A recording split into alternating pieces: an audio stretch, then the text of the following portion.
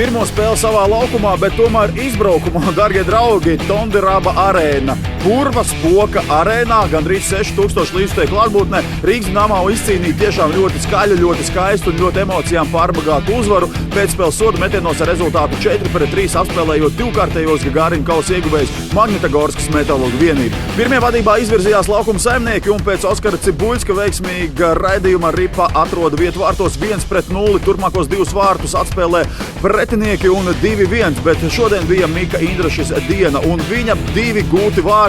Rezultātus tablo jau pārvērš 3-2. Diemžēl, kad līdz spēles beigām bija palikuši mazāk nekā 2 minūtes, pretinieki nomainīja vārdsargu pret 8. laukuma spēlētāju un pēc teicam izspēlētas kombinācijas rezultātu uz tablo izlīdzina Danis Zarīpovs. Spēles papildu laikā komandas vārdus negūst un klātesošie gandrīz 6000 līdzekļu sagaida hokeja saldo ēdienu pēc spēles soda metiens.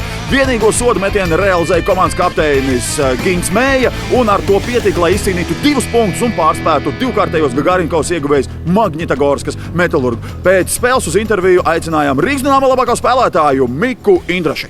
Šodien mājas spēle izbraukumā pirmo reizi KHL un Rīgas Dinamo spēlēja savu mājas spēli Tallinā.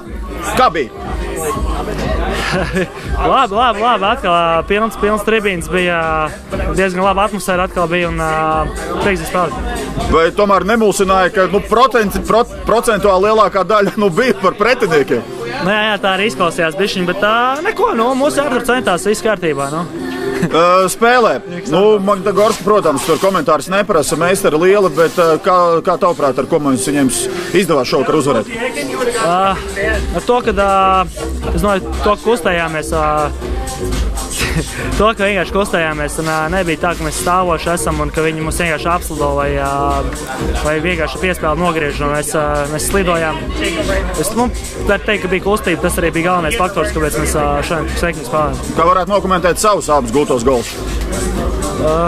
Kā jau teicu, vienkārši. Viss bija ļoti vienkārši. Lārijam nāca ripi, izsika otro postu.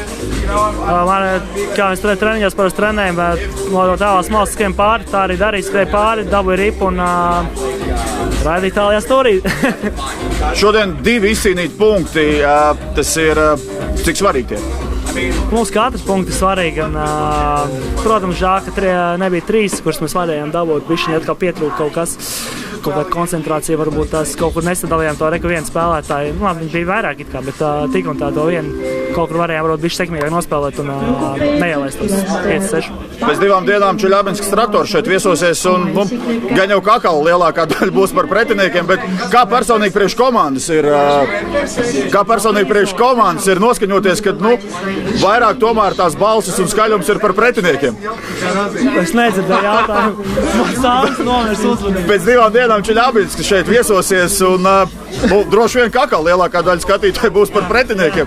Tas dod papildus kaut kādu motivāciju, uzvalk komandu vēl vairāk, pierādīt pretēju.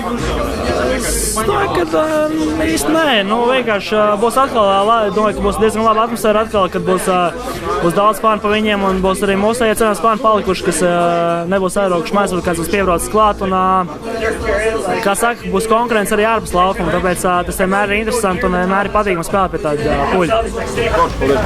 Nākamo spēli pēc 2 dienām svētdien 17:00 4. decembrī šeit Igaunijā mūsēji aizvadīs pret Poliša Huras pārstāvoto Čeļabinskas Traktoru. Turam īkšķus ar mūsējiem Igaunijā!